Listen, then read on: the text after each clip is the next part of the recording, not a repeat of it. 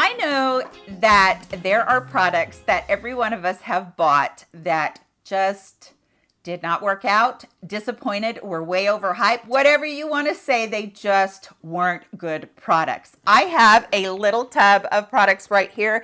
These are by no means everything that I've bought in the year of 2019. You guys know that I moved, so back in about September, I did a huge declutter. So this is kind of the year-end stuff and some stuff that I actually did hold on to because it was a little bit pricier. And I felt like at the time that I just didn't want to declutter it because it just cost me too darn much money. So we're going to get into this right now so that you can see a few of the products that did disappoint me in 2019. And I do have another video coming up of palettes that I purchased in 2019 that disappointed me.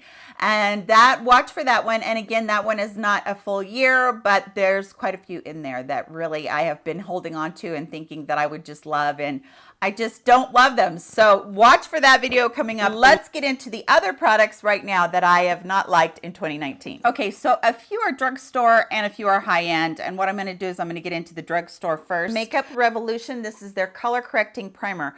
I don't feel like this is just a thing with Makeup Revolution. I've tried several green color correcting primers to put right here around my nose and across my cheeks right here because I have so much redness, and they just don't work. They end up making my foundations look gray, which is, as you know, not a good look. It's usually look like you're half dead.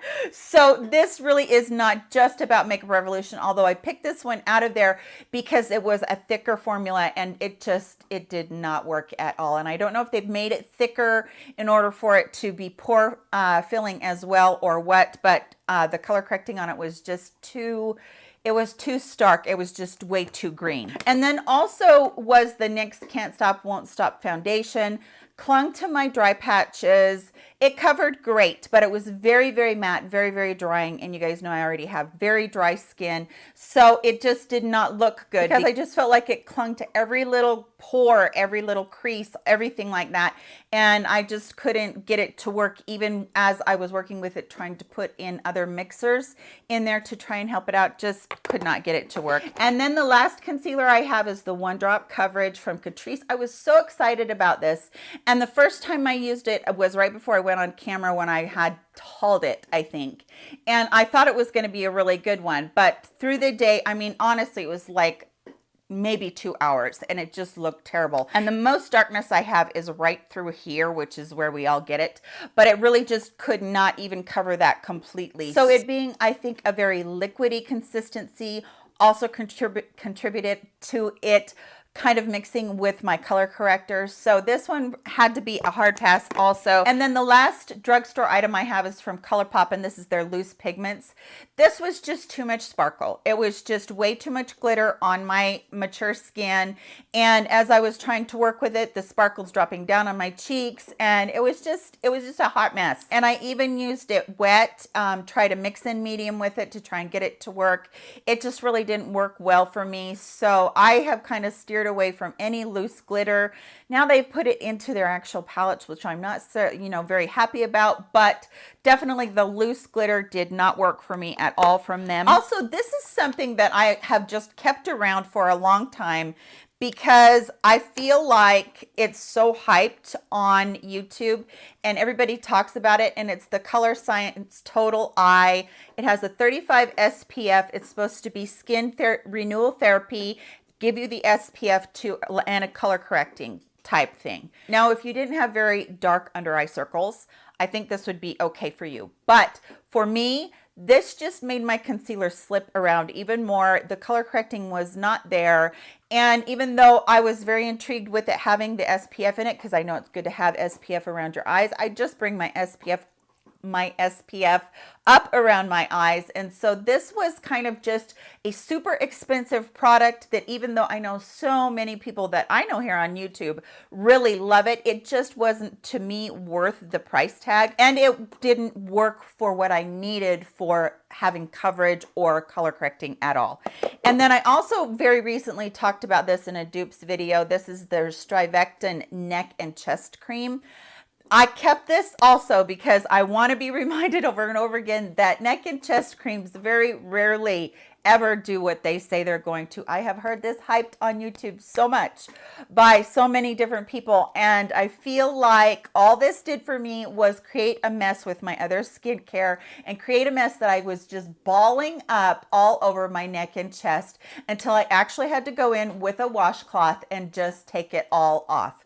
And I find that there are so many neck creams that do that. Whether they were drugstore or whether they were luxury, they just don't work. They all end up balling. I don't know what that thing is that the ingredient is in there that they put up that just balls up like crazy, but it drives me nuts when I'm trying to put on skincare that I want to stay. And then all you're getting is that sloughing off of that skincare the whole time. So that's a hard pass for me. Another skincare item that I thought I would really like is the Ultimate Miracle Worker Night from Philosophy. They give you a little pouch of these bead type things that you put in there, and then you very gently roll it around in there. And this is like half gone, just about half gone. But this doesn't give me any extra moisture at night, and I didn't see any extra benefits. I will probably go ahead and use this up maybe on my hands or, you know, my neck area just to try and use it up. But I don't feel like it is the ultimate miracle worker as far as a cream goes. I used it. Actually, this is my second bottle because it came in a duo. And so halfway through this bottle, I'm like, this isn't doing a darn thing. So I'm really definitely very, very disappointed in that. And then I got from First Aid Beauty, and by the way, I love First Aid Beauty. Their original cream that you get in the tub, that stuff is wonderful, and I used it on my face for years and years. But this one is the Ultra Repair Barrier Cream. Now, it is supposed to create a barrier between your skin and other things. I don't know if you can see it right there, but that stuff is thick. And this is sticky. I mean, you literally put it on, you feel like you've got something kind of stuck to your skin, and you feel that way the whole rest of the night. And I cannot handle that sticky feeling. And then I really didn't feel like it was holding moisture in. So because of that sticky feeling, this was just a hard pass for me. And it probably did create a barrier, but because it was so thick and nothing else could get in because that was so sticky. So it probably did do that, but I was not appreciative of it. I got a little duo from Jouer. One was their lip gloss, and then one was their highlighters. So many people have talked about how wonderful Jouer's highlighters are. And I like the little lip gloss, but the highlighter I feel like just really fell short for me. Two reasons. It feels very drying. And then when I got it on my skin, I don't feel like it gave the kind of glow that I look for in a highlighter. I look for something that's going to be quite illuminating, but extremely finely milled because I don't want it to show any texture. And this doesn't feel finely milled, and it does feel very powdery and very dry when you get it on there. And so I just felt like it showed up my texture. It didn't really illuminate as much as I wanted it to. So this one also was a hard pass. I also was watching another YouTuber that said the Milk Makeup eyeliner was wonderful for the waterline, and it didn't work for me. It just didn't work for me. Now, this is extremely creamy. It builds up fantastic. But what happens is, for me, it just came out of my waterline like within an hour. It does have this cool little smudger on the other side if you wanted to use it. It's attached. I kind of like that because sometimes with smudgers, they're like pull-outs. And so I kind of did like that. But at the same time, it wasn't worth, you know, the, I don't know, $20 that I possibly spent on this. So again, Milk Makeup's eyeliner, hard pass for me. Sorry that I bought that one.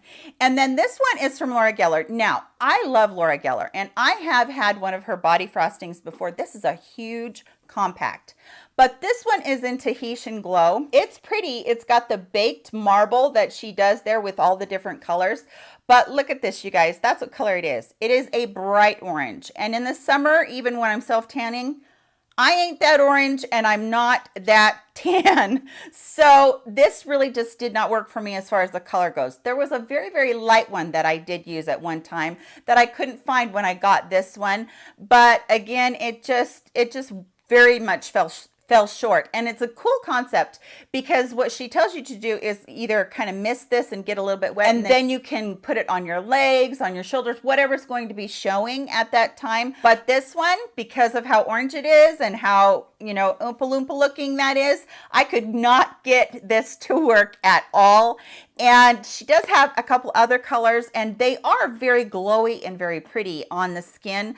But this color, whoo, it was just not good for me. So that is my roundup, probably like for the last third of 2019, of things that I did not like at all that I purchased, and things that I just want to say, they weren't any good, guys. And take what I say today with a grain of salt, because I know that we are all so different and different products work for different people. And I just definitely wouldn't want anybody to not use their products that they love just because I said that they didn't work for me. Please don't forget to give this video a thumbs up on your way out of here. I hope everyone is happy and healthy. Take care of yourselves, everyone. I love you so much.